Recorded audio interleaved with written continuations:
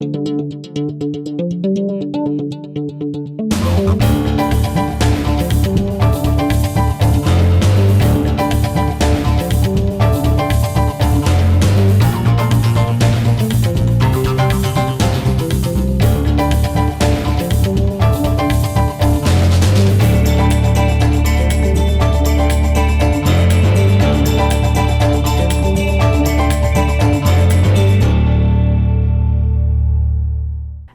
everyone and welcome to The Buzz. I am Megan Kirk alongside our mayor, William R. Wild, and we are in the beautiful legendary Axe on Cherry Hill, one of Westland's newest businesses. Well, boy, does it feel good to be back on camera doing the Buzz. We haven't done one in a long time. Megan, this is actually your first one, so welcome to the set, and what a great location here at Legendary Axe. For those of you in Westland, we're inside the old Skateland building on Cherry Hill in Newburgh, and it's the home of the new haunted attraction called Hush, which is just an incredible experience. But this is actually part of that now, and we're inside here, and I don't know about you, if you've ever thrown any axes. This will be my first time. I may be on camera throwing an axe later, so hopefully I'll get a target, I'll get the bullseye, so we'll see, Mayor. Yeah, and boy, what a great time to do the Buzz, because there is so much stuff happening in the City of Westland. We have an action-packed show today for you, and I think they're teasing us too, because they got the menu for Legendary Axe in front of us, so we can see the type of food they have, and they actually stuck some over here, so I don't know if you can see it or not, Megan, but hopefully we're going to be able to sample that a little bit later. And when we came in, when you looked at the bar, I mean, it's just amazing, and they have so many unique drinks that I think this is going to be a very popular place, and there's probably no better place in Westland to have the Buzz than right here at Legendary Axe today. Absolutely. We have the beautiful backdrop behind us, and taking a look at this menu, I see a couple things on here that I would love to try. I would love to try. So speaking of the targets behind us, we do have an action-packed show, but we want to get your thoughts on the budget, get your plan here, because you are taking aim at taking the city in a new direction for the new proposed 3-year budget. How about you tell us a little more about that? Well, Megan, normally I would say that my budget's not exciting. Budgets aren't usually exciting, but this year's budget is really exciting, and I'm so proud of it. I presented council with a 3-year balanced budget this time, and it preserves a rainy day fund balance of about $6.7 million. The overall budget is $72 million, but this year I'm asking council to adopt a 3-year budget, and this will be the first time the city's done that. I presented 3-year budgets in the past, but we've only adopted 1 year. This year I'm asking them to adopt a 3-year balanced budget. Wow, so that is moving the city in the right direction. I did have a chance to take a look at the budget, and it does list an overall taxable value increase of 6.15%. So what does that mean for the city and its residents? Well, what that means is, first of all, it doesn't mean that your taxes are going up 6.15%. A lot of people are going to, that's the first thing you're going to think of. And actually, as part of this budget, there are no new taxable increases, other than if you've stayed in your house this year, you're going to see a small rate of inflation on the taxable value of your house. Other than that, there's no new millages, so there are no new taxes. The overall tax value for the City of Westland has gone up over 6%. And what that means is that the value of properties in the city are coming up, commercial properties. Later today, we're going to talk about a lot of redevelopments that brings up the taxable value of those properties.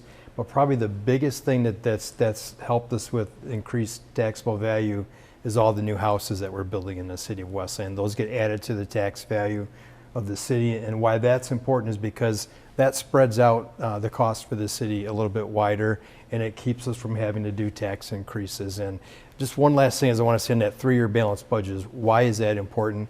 That is the best practice for local government. That is what you should achieve for. When you have a 3-year balanced budget, that way you and your citizens, through transparency, you can see the revenues that are expected to come in for the next 3 years, the expenditures, and then council and I can work together on a quarterly basis to keep that budget balanced.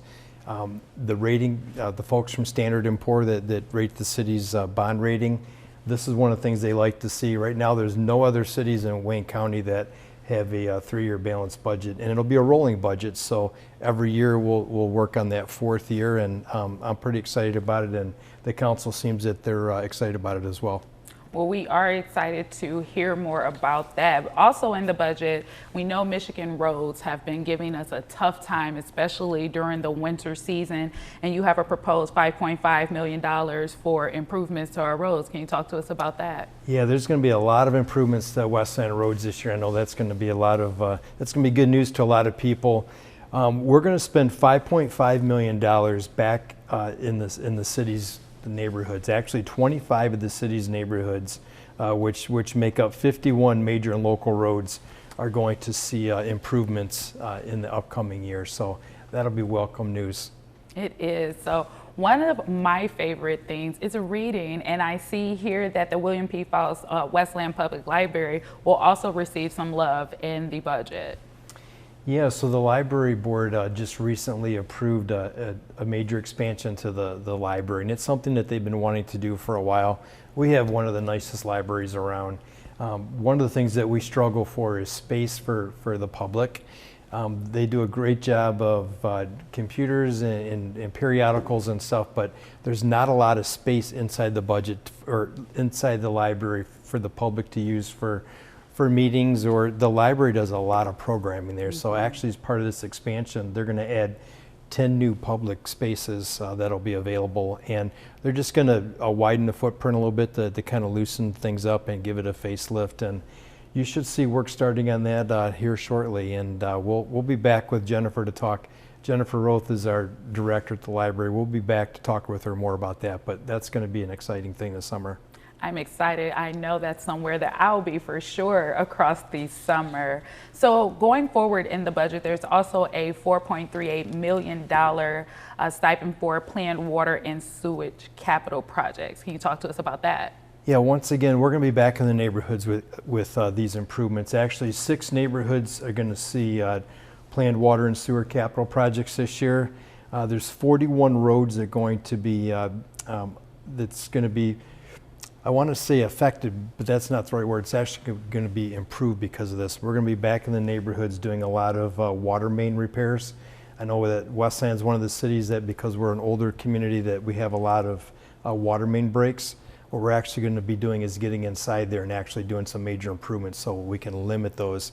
And the good news about that is when we do that, we're able to put a new road over top of it. So there's going to be a lot of action in the neighborhoods this year with road improvements and water and sewer improvements.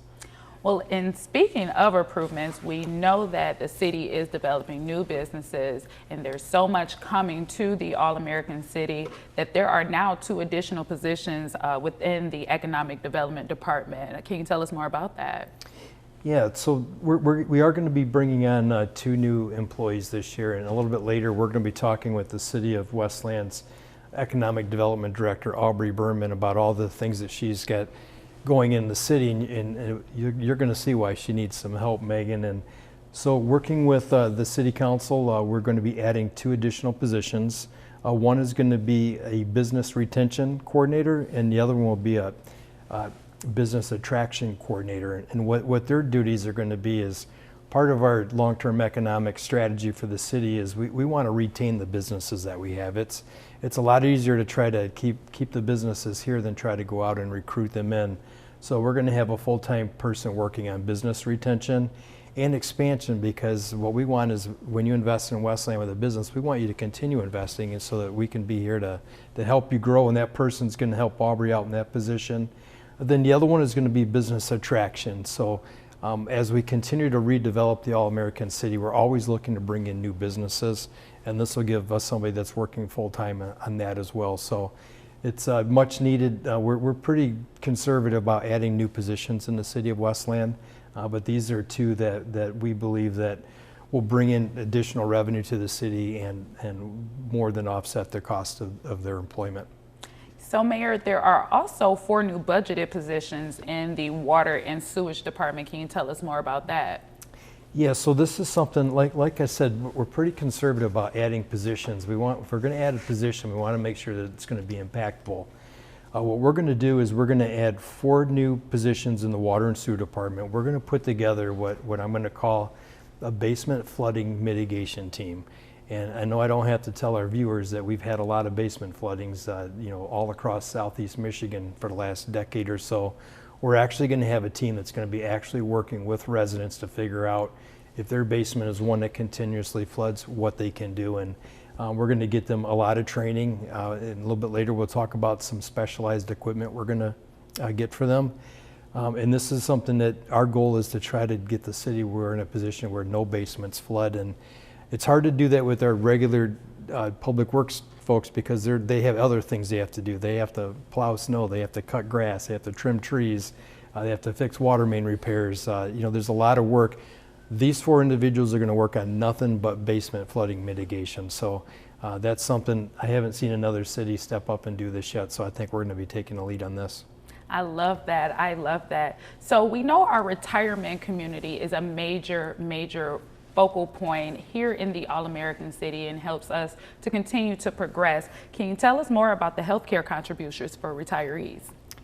So this is one of the things actually is part of our 3-year balanced budget. The city's in strong financial situation, so now what we're trying to do is we're trying to pay down some of the city's debt.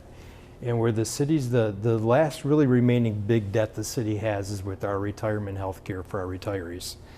So what we're doing is every year we're required to pay a certain amount through the actuarials, and what we started a few years ago was making additional payments when we could.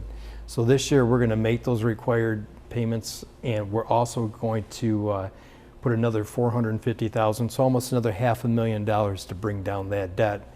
And another strategy that we're doing is we're also going to have, as part of the budget, we're going to put another $150,000 into a program that the City Council approved last year, where it's a voluntary retiree health care cash settlement program. That's a fancy name for we're offering our retirees cash buyouts to give up the city's retirement health care.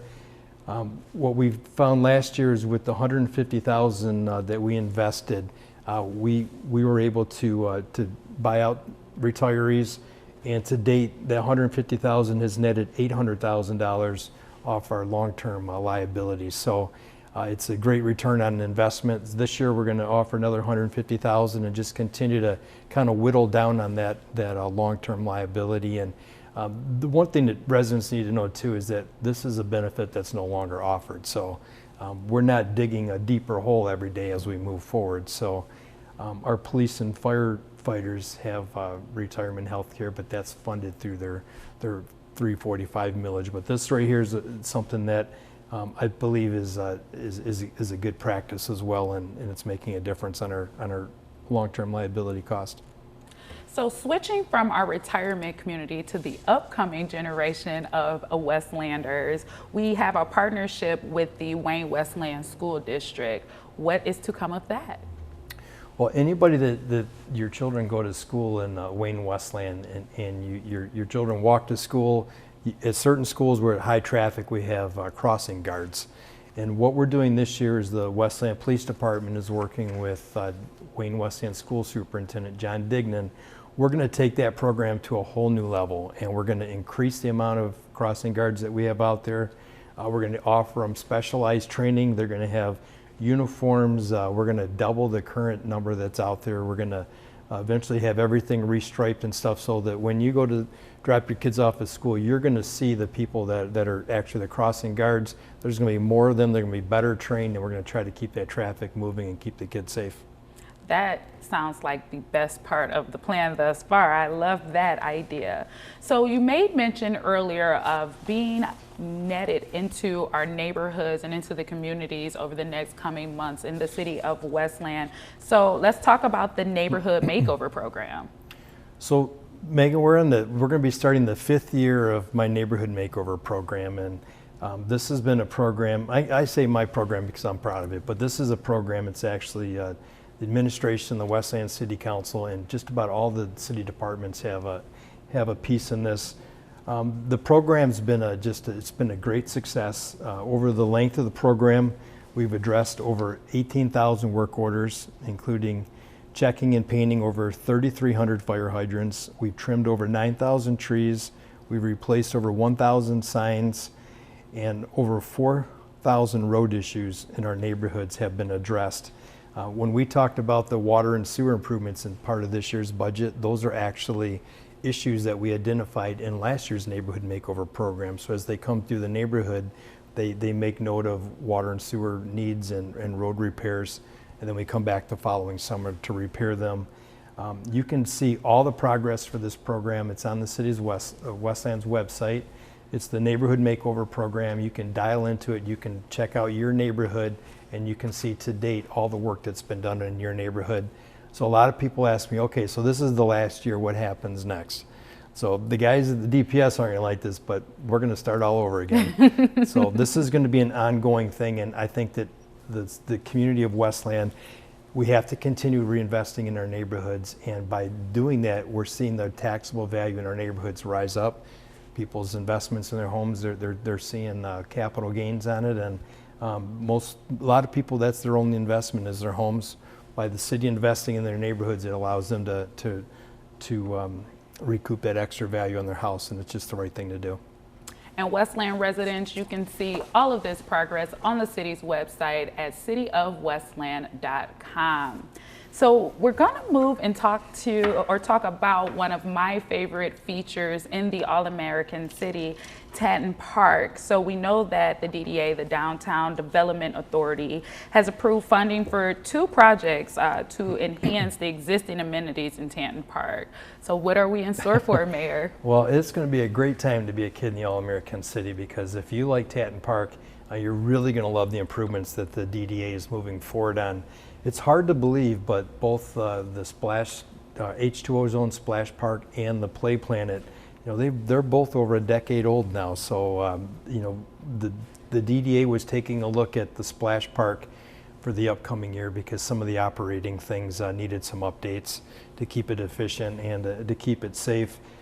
As part of that, they're going to do a total refresh of the H2O zone. It's going to have a really cool dinosaur theme to it. It's going to be kid friendly, so there's going to be some scary graphics in there, some dinosaurs and stuff, but they're going to be totally safe, and it's going to be a great place for kids.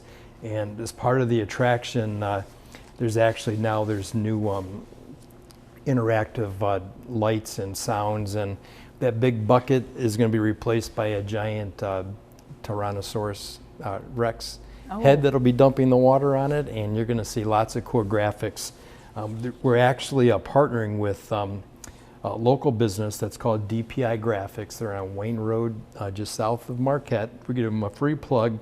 They're actually going to come in and they're going to do graphic work all throughout the park to make it more of an immersive experience for kids, and it's going to be really cool. You're going to see people out there working on it probably any day now, and we're going to have this place open by Memorial Day. Are adults allowed in? Because this seems like a great time for the whole family. Well, absolutely. So as a new guest host on The Buzz, one of the ways we initiate you is you have to stand under the bucket. So are you ready? I don't know. I have to make sure I have a swimming cap so we don't get all wet. So what's involved in the second project? All right, so the second project is really going to be something special, and that's going to be the replacement of the Play Planet. And the Play Planet, when it was put in, 10 years ago, I think it was the 5th largest continuous play structure in the United States, and it's still one of the top. What we've been trying to do is over the last few years is to get a grant to help us make that more all-inclusive, because while it's a great play structure, it's not necessarily ADA compliant as far as accessibility. So what we're looking at doing, and actually what the DDA is looking at doing, what they're moving forward on, is going to be replacing the Play Planet with a new park. It's going to be called Mission to Mars, and this is going to be bigger and better and more fun than before. The new experience is going to include towering rocket ships, lunar rovers, slides, and play activities that let you experience zero gravity throughout the play area.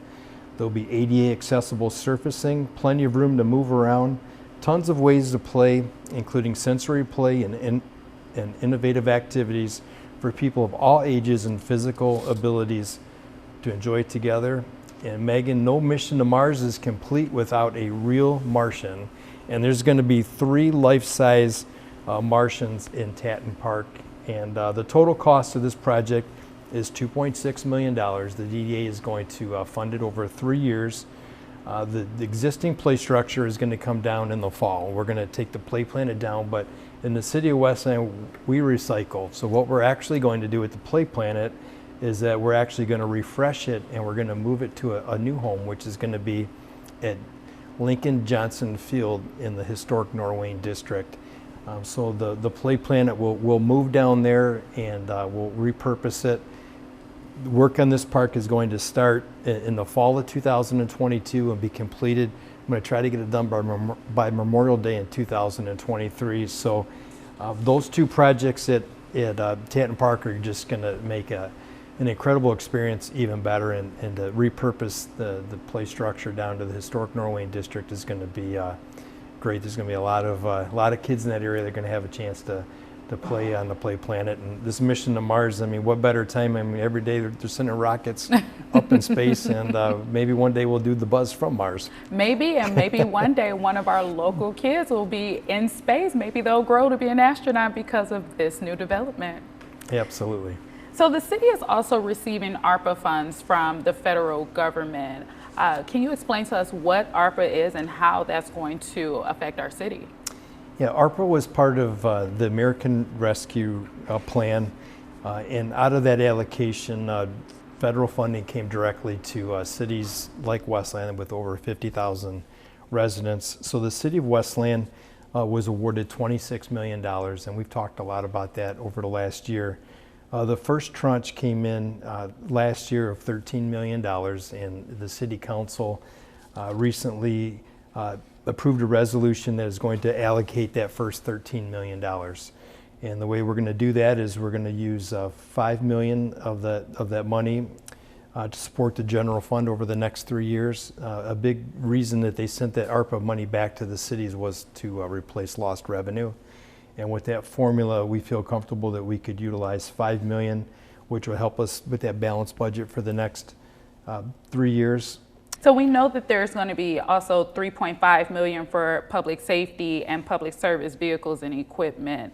How will that look over this next year?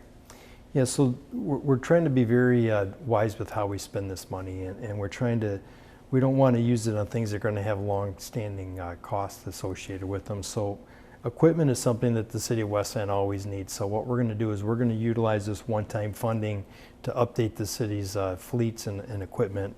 Out of that 3.5 that we're allocating towards public safety, we're going to be updating our 2 oldest fire trucks, which unfortunately just happen to be our 2 most expensive fire trucks. They're our big ladder trucks.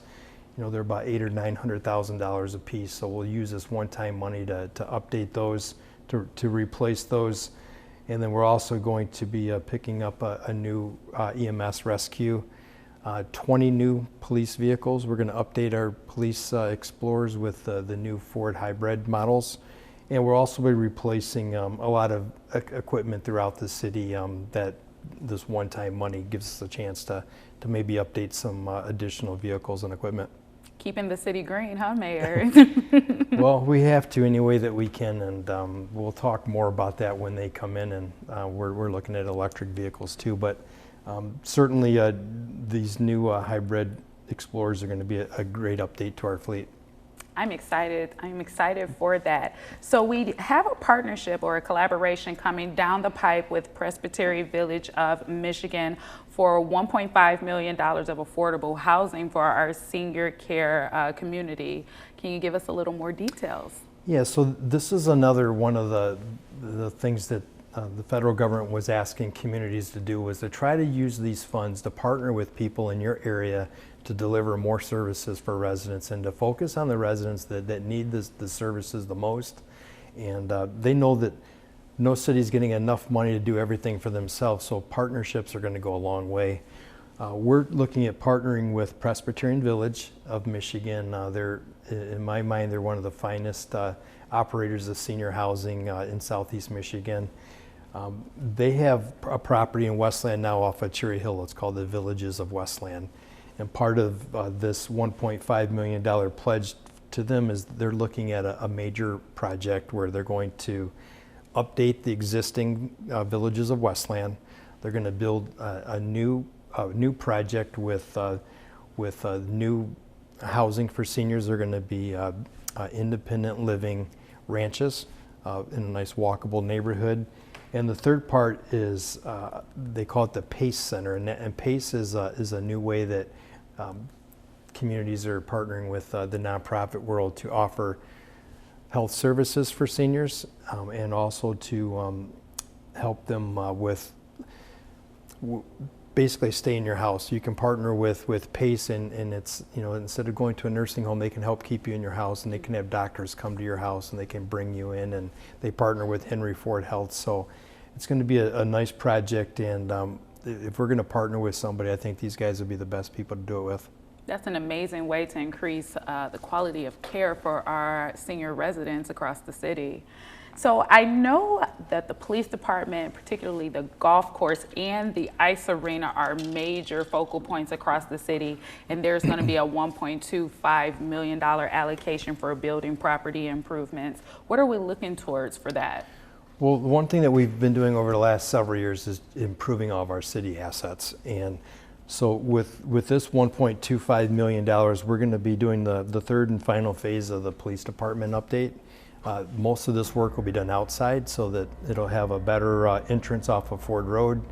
You'll have better access to the police department, more parking, better handicap parts, and it'll just be a much more aesthetic look from the outside.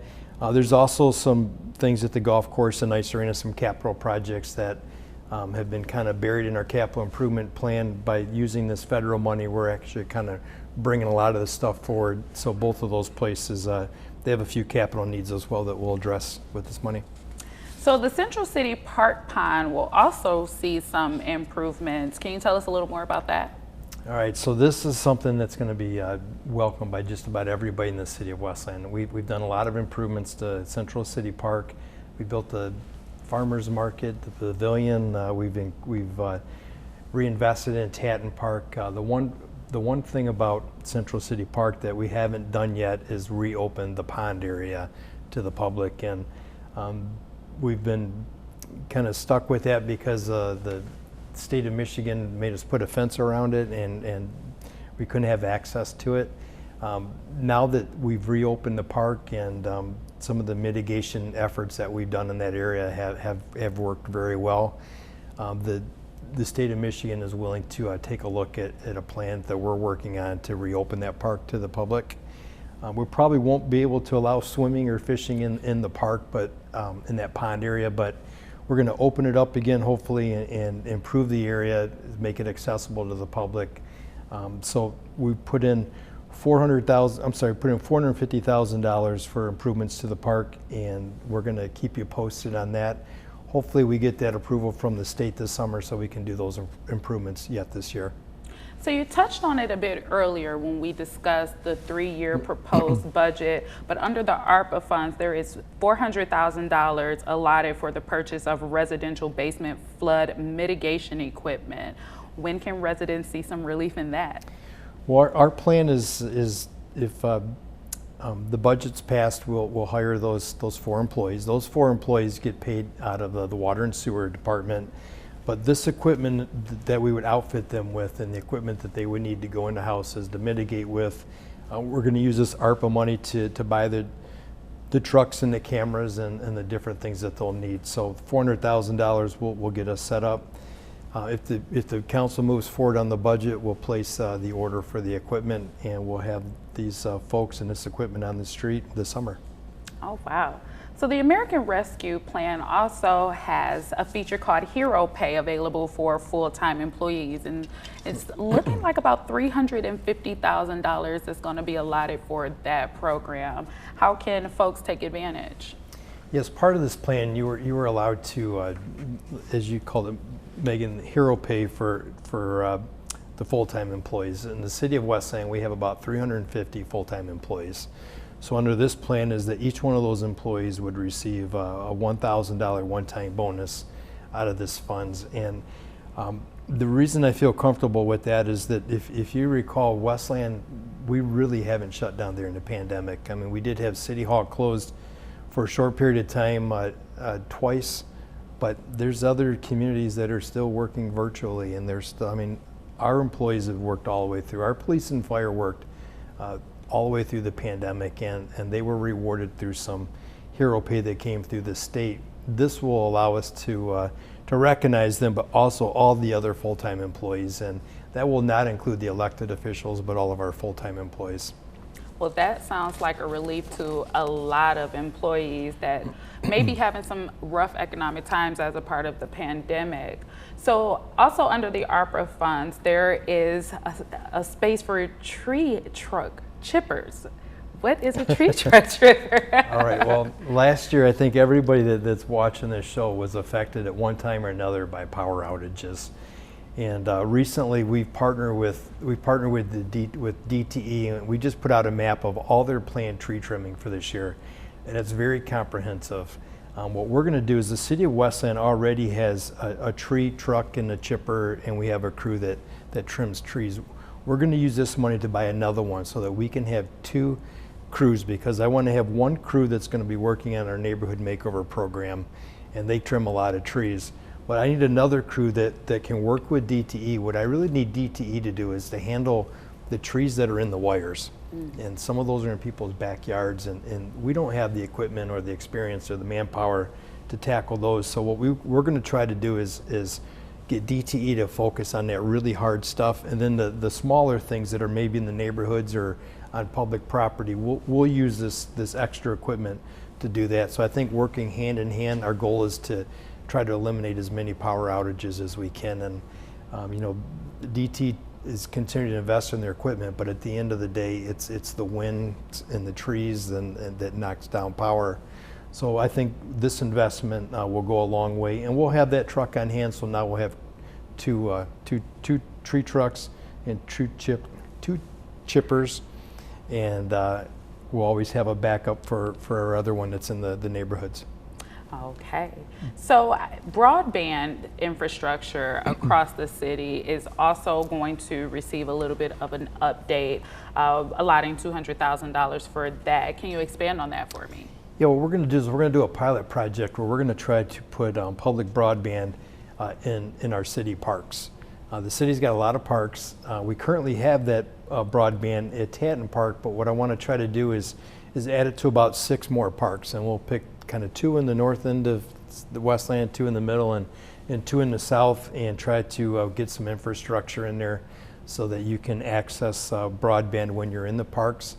I think it'll also help our students in school so they can access the internet in any of these parks. And we're gonna start it off to see how that program goes, and hopefully it's something we can expand on in the future. So Mayor, you mentioned that this is the first allocation of the ARPA funds, but when will the second allocation take place?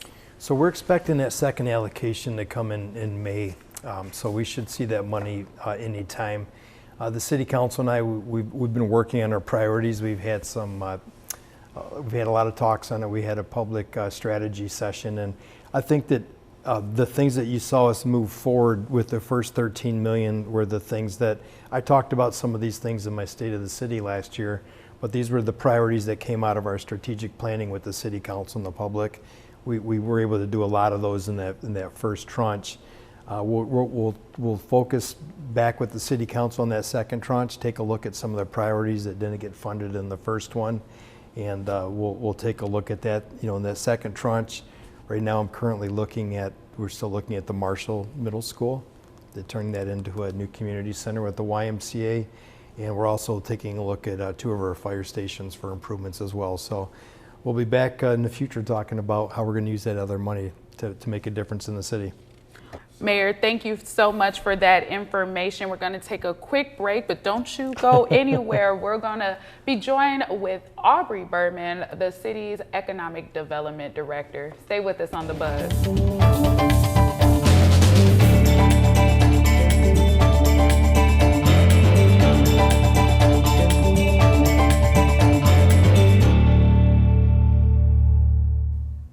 Hi, my name is Laura Fritz, and I am a co-founder of the Westland Volunteer Corps.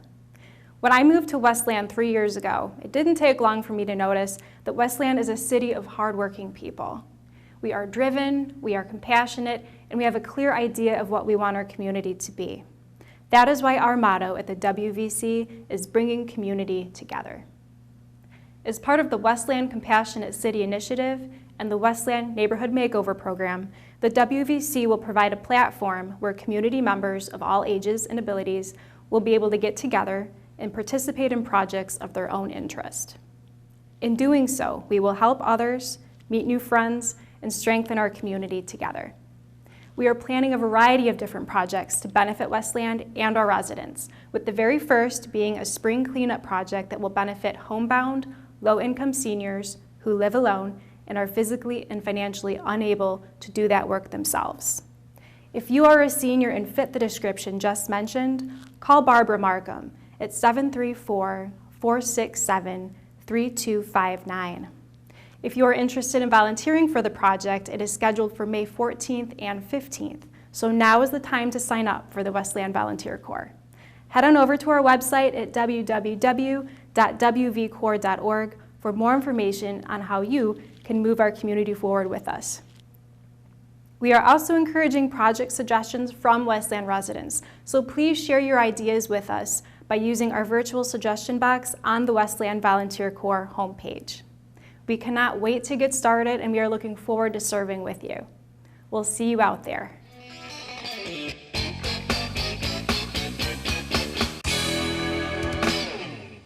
Welcome back to The Buzz, here from the beautiful legendary Acts, and joining myself and Mayor William Wild is our Chief Business Officer, Aubrey Berman. Welcome, Aubrey. Thank you, Megan.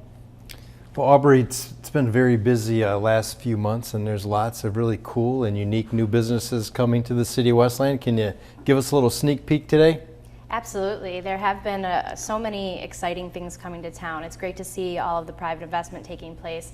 We had Egyptian Kitchen open at 2717 South Wayne Road, and they offer a really unique blend of cuisines there. It's an Egyptian and Mediterranean dishes. So it's a very, very unique taste experience, and they're currently serving just a limited menu as they kind of work out all the kinks for their soft opening, but they're going to be increasing their offerings very soon. We also have Glass House Hookah Lounge, which opened over on 7900 Middle Belt, and that's a really incredible reuse of a vacant Burger King. You know, the properties over there were an eyesore for a while. It's really great to see new life breathed into that area. And you know, just this project alone represents an $800,000 investment. And you know, it's kind of the catalyst that's going to spark the redevelopment of that entire plaza over there. So that's very exciting as well. And you'd never know that it used to be a Burger King. Have you guys seen it? I have not, but it sounds like they're having it their way over there, huh? Very nice. Yeah, we were there for ribbon cutting recently, and I think everybody was just really amazed how they transformed that building. And while we were there, a lot of the guests were actually watching soccer that day. So it looks like a great space, and I've heard that they've been very busy so far. Yeah, it's a very cool place to hang out. So we also have Aroma Creperie and Cafe, which is located at 6629 North Wayne Road. And I have to tell you, I have eaten too many crepes since they opened over there. Have you guys had a chance to try them? I have not, but I am a very simple crepe girl. I want like strawberry flavors, fruit flavors. So any of that over there? Absolutely. They have sweet and savory crepes. So for whatever mood you're in, you know, if you go with a friend, you can maybe try two, eat a little of theirs and eat a little of your own. And you're going to want to do that because everything on the menu is absolutely incredible. Mayor, have you had crepes? Sherry and I went there actually recently, and we do the same, exactly what you said. We do one sweet, one savory. Sherry went with the strawberries, and I highly recommend it. And then I got the huevos rancheros. Oh, so wow. Between the two of them, we had a great Sunday brunch, and the place was really busy, and everybody that was walking in the place, we were just blown away with how cool it was. But also, I mean, if you've been around Westland long enough, that was an old Payless shoe store, and when you see what it is now, it's just remarkable. So what a great family. They're Westland residents, and they're doing very well. They are an incredible family. It's a mother, 2 daughters, and a son that are running the business there. If you go and check it out, they have a lot of really beautiful painting and art on the walls, and all of that was done by one of the daughters who works there as well. So it really is just an incredible place to go and spend an afternoon and try some incredible food.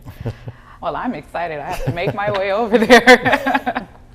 So finally, we also have a new restaurant at 6308 North Wayne Road, and that is Tabbouleh To Go. Now this is the second one of its kind. There's another one in Farmington Hills. And it's really an interesting concept. It's kind of a build your own Mediterranean cuisine. So you can build your own bowl, your own pita, and they have vegetarian options and a ton of just delicious toppings. I'm particularly a brave eater, so I like to just load it up with everything. But for the picky people, they can go as minimal as they'd like. So I know some of the city employees have been eating there 5 days a week since it opened. I am one of the folks who have had the pleasure of dining there, and I am a little bit of a picky eater, so I steered clear of all the creative dishes, but the menu options are amazing. They have a lot of opportunity to create and mix and match every kind of flavor. Plus they have a drive-through, which is extremely convenient. Yeah, once again, it was a reuse of a former vacant restaurant. It was an old Taco Bell, so my daughters love the place, and my daughter Lily really likes those Zartar bowls where she loads it up, and my youngest Peyton, she said, Dad, it's just like going to Chipotle but with like Mediterranean food, and they like it. So Aubrey, that's lots of good stuff, but you've also got some projects going on as well too. Absolutely. So on the public investment side, people driving around may see some work being done around the city. First of all, the Brownfield Redevelopment Authority has been working to fund the demolition of the buildings on Hawthorne Valley. So that will be taking place any day now. So people driving by the area might be curious what's going on. We're taking those buildings down, clearing the site, and getting it ready for redevelopment, which is very exciting. I know people have been waiting a long time to see something on that site. Additionally, if you've been driving down Ford Road, which who hasn't, I'm sure you've seen that the streetlights are being replaced. So the DDA and the Tifa both entered into an agreement with DTE Energy, so we're going to have a completely new street lighting system on Ford Road, Ford Road, Central City Parkway, Nankin, and Hunter. And as soon as we get those poles swapped out and replaced, we're going to be getting ready for spring by putting up our incredibly beautiful sunflower spring banners that the DDA and Tifa purchased last year to kind of beautify the district and get the winter blues shaken off with some beautiful sunflower decorations. And once we get all of that completed, we're going to have lots of opportunity to bring people in and to show them all of our new improved district, because we are having 7 events at Tatton Park this summer. Wow. So we have July 14th, 21st, and 28th. We're going to have jazz concerts. That's our Smooth Summer Nights concert series. Of course, on August 5th and 6th, we have Blues, Brews, and Barbecue, so we've got some blues music. And then this year, we're also having 2 country concerts on August 11th and 18th. And then we're going to wrap it all up with a craft beer and wine event. This has actually been in the works for a couple years, but had to be pushed back due to COVID, so we're really excited to get this going.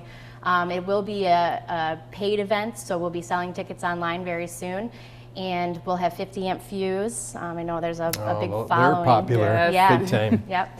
And they're going to have over like 150 different craft beers to sample and things like that. So it's really going to be a very, very cool event. And it'll just be a great opportunity for us to showcase all of the incredible things going on in that area. Absolutely. It's looking like a great summer in the All-American City. Definitely. So all of that's going on the public investment side, but we also have some exciting things on the private investment side. Meyer is doing a major renovation, and it has been much needed. There hasn't been an improvement to that location for about 30 years. So they're pulling out all the stops, and they're going to have a completely new facade. And we've been working with that team, and it's going to look incredible. They're also going to be doing some improvements to the gas station there too, to really just kind of improve the entire aesthetic of the property. We also have Heartland Veterinary Clinic coming in at Ford and Central City Parkway. So if you notice, the parcels along that area are kind of long and skinny and not really in line with kind of common practice for new developments. So we have a developer coming in, purchasing 2 lots, including the one that the DDA owns, and building a brand new state-of-the-art. It's absolutely beautiful. I think it's about 5,000 square feet, and it'll be a new veterinary clinic for our residents, which we're very excited about. Right down the road from there, we have there's 3.5 acres of undeveloped land that has been sitting vacant for a while. We've got some new development coming in there. We've got Tommy's Car Wash, which is a very modern, very interesting, unlike anything that we've seen in the area, car wash, automated car wash. And on that same site will be a brand new drive-through Dairy Queen, standalone. Wow. I love ice cream, just in time for the summer. Absolutely. It sounds like Ford Road is getting a huge makeover. You know, I've been saying this for a while, but but by the end of the year, I really think Ford Road will be almost unrecognizable. There's so much going on. There's so much improvement on both the public and private side that, it all kind of happens at once. It all comes together, and it's really going to look incredible. And so, just I want to mention, because I know everybody loves food, and they're always excited about new restaurants. We do also have 3 new restaurants coming in. That will be Taco Macho, also on Ford Road, Kung Fu Brothers Dumplings, which is right next to City Hall on Warren Road, and Captain Jay's Fish and Chips, which is on South Wayne Road, opening as well. And I think all 3 of those are going to be open in May. Oh, wow. All right, our emerging food scene here in Westland continues to grow and Westland loves their restaurants. Aubrey, that Meyer renovation is going to be incredible. They have made some improvements over the years, but we met with them this past week, and I think residents are going to be blown away with the new look of Meyer's, both inside and out. It's going to be a little tough because they're going to try to keep the place open while they're doing all this, but it's super exciting, and it's going to be a great lift for that corner. And then Aubrey, before we let you go, there's been a lot of talk about cannabis, and the City of Westland moved forward and granted some applications a while back, and that whole process got delayed because of some litigation, but that's in the rearview mirror now, and there's going to be some new businesses coming soon, and from the looks of them, they're going to be really incredible. Absolutely. So, these businesses are bringing some really unique and incredible real estate to the City of Westland, and additionally, additional tax dollars for the community as well. So we have already approved on Ford Road is going to be a retail establishment called Common Citizen, and that is located off of Ford Road. They're taking over a formerly vacant plaza there that they're going to be doing a complete retrofit. So you might see the fencing along the thoroughfare. That's what they're doing there. And then on this upcoming council agenda, we've got 2 co-located facilities that are going to be doing, they'll have a retail component, but also a grow processing component, and that's High Society. And that's actually just a retail facility. High Society is on Inkster Road north of Ann Arbor Trail. Wow, so Westland has a lot of new things coming down the pipe. It's going to be so exciting to see the city continue to develop as the months go on. Absolutely. It's keeping me busy. Absolutely. Well, thank you so much, Aubrey, for joining us. And after this break, the mayor and I will take a look at some buzzworthy events that have happened across the All-American City. Stay tuned.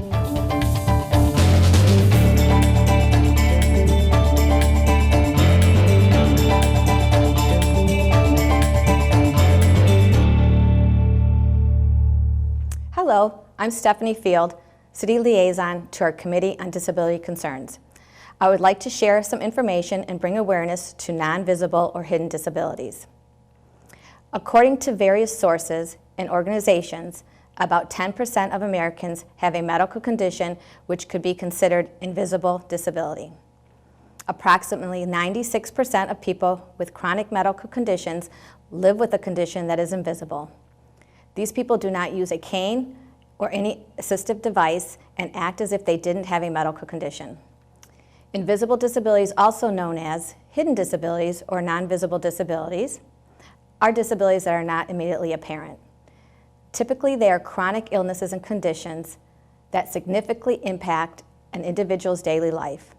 Living with these conditions can make daily life more demanding for many people. They affect each person in different ways and can be painful, exhausting, and isolating. Without visible evidence of the hidden disability, it is frequently difficult for others to acknowledge the challenges faced, and as a consequence, Sympathy and understanding can be often in short supply. While this list is by no means exhaustive, some examples of hidden disabilities include diabetes, autism, brain injuries, Crohn's disease, chronic pain, cystic fibrosis, depression, ADHD, bipolar disorder, and other mental health conditions, epilepsy, learning difficulties including dyslexia and language processing disorder, lupus, rheumatoid arthritis, visual and auditory disabilities are among some. These could be considered non-visible if the person with the disability didn't wear support aids, glasses, or hearing aids. Remember, some disabilities are more obvious than others, and we all need to be understanding of what's on the inside, despite what we might see on the outside. Information about the Committee on Disability Concerns can be found on the City of Westland's website at www.cityofwestland.com under Boards and Commissions. Thank you again for watching, and stay tuned for future PSAs.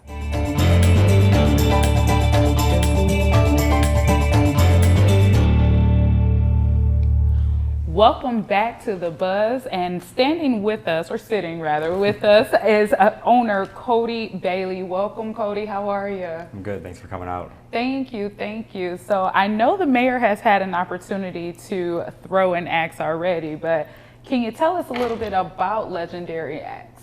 Yeah, so the idea started about a year and a half ago. We wanted to add more to the property besides just our seasonal business, and really axe throwing the last several years becoming more and more popular. It's something unique in the area with a bar and everything as well. It's just a new place for people to hang out and have fun.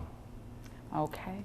So Cody, you've been open now for 5 weeks, and I mean, there's been a lot of buzz. Sorry, I played into the name there. There's been a lot of buzz around your opening, and you've already garnered a big social media input. So what's been the reaction? I mean, so what's the public think? Yeah, it's been really popular and really positive feedback. Saturdays are pretty much fully booked out, at least a week in advance, and then the other days are getting busier and busier as time goes on. And it's been fun. A lot of people are something, like I said, something new, and I think they're just enjoying being able to get out, especially after the last 2 years of not being able to do a lot of fun stuff, and it's something unique. Absolutely. So we know, because we have this menu here tempting us here. So can you talk to us a little bit about what menu items you have? Yeah, so it's a limited menu, more bar food. We want to keep it kind of small because people are doing a lot of different things with their hands already. So we got some fun stuff though too, like the jumbo pretzel. I think it's 16 inches, or no, it's 12 inches. The lumberjack tots, which are like 4 inches long and 2 inches in diameter. Comes flatbreads, and then various sliders, which we rotate some of those out to monthly. It's different ones. Well, I can tell you, Megan, that the sliders are a big hit, and they got these incredible flatbread pizzas too.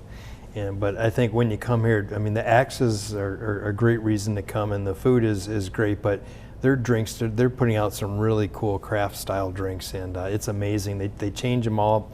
I'd like to say I've tried them all, but I can't say that on TV. So, but no, I've definitely tried some, and you got to come out and try them. And just when you come in this place, I mean, it's hard to imagine, that we're inside of the old skate land, and Cody and his team have transformed this building into, the incredible Hush haunted attraction. And now on top of that, there's this also incredible new space, Legendary Axe. And when you just come in here, I mean, I want to come in here and just like look around. Every time I come in here and look, you've added new things. You really got a lot of great touches. It's an incredibly fun place just to hang out. I mean, axe throwing is great, but just a place to hang out. And so are you open now for happy hours, or do you have to throw axes to come here, or can you come here and?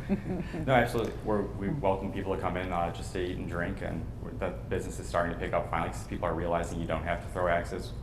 We're open Wednesday through Sunday. The weekdays we're open 4 o'clock, and then Saturday and Sunday we open at 2. So is the Hush attraction open as well? No, we're open seasonally, so we late September through October, a little bit of November, and then we also do some off-season events. There's a Valentine's event that we do every year, but yeah, not year round. Well, good. We don't want to scare the residents all year round.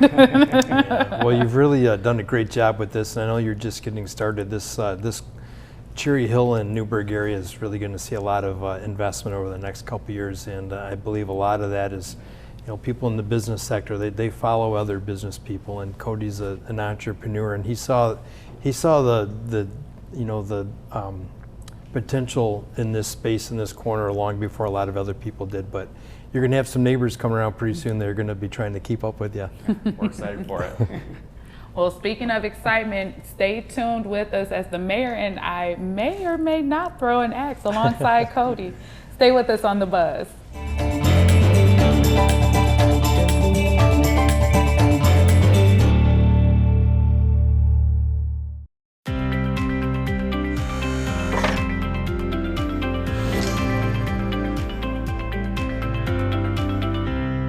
Hello Mission Green team, I'm Kyle Mulligan with another episode of Mission Green TV. Today I want to take a moment and let all Westland residents know of a way to make some money while recycling your old refrigerator or freezer. If you have an old refrigerator or freezer in your home that you are no longer using but can't figure out the best way to recycle it, Consumers Energy is here to help. The average fridge has over 120 pounds of reusable steel. As partners of the U.S. Environmental Protection Agency's Responsible Appliance Disposal Program, Consumers Energy has a no-cost appliance pickup program aimed to help you get that clunky old fridge out of your house and recycled back into the community. 95% of refrigerator components are recyclable. The metals, plastics, and glass are all recyclable materials.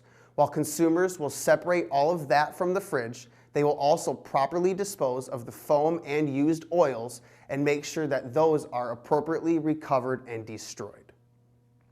Recycling your old refrigerator can help keep our community stay green while putting some green in your pocket as well. Consumers Energy will pick up your old refrigerator or freezer for free, recycle the materials properly, then reward $50 to the Mission Greener who chooses to recycle their appliance through this program. Consumers Energy is doing this as a thank you to you for keeping our earth a little bit cleaner. To schedule a pickup and get started, please visit consumerappliancerebates.com. Reduce, reuse, and recycle. That's all a part of Mission Green and Mission Green TV. Until next time, everyone, I'm Kyle Mulligan. Thank you for continuing to make our city as green as we can be.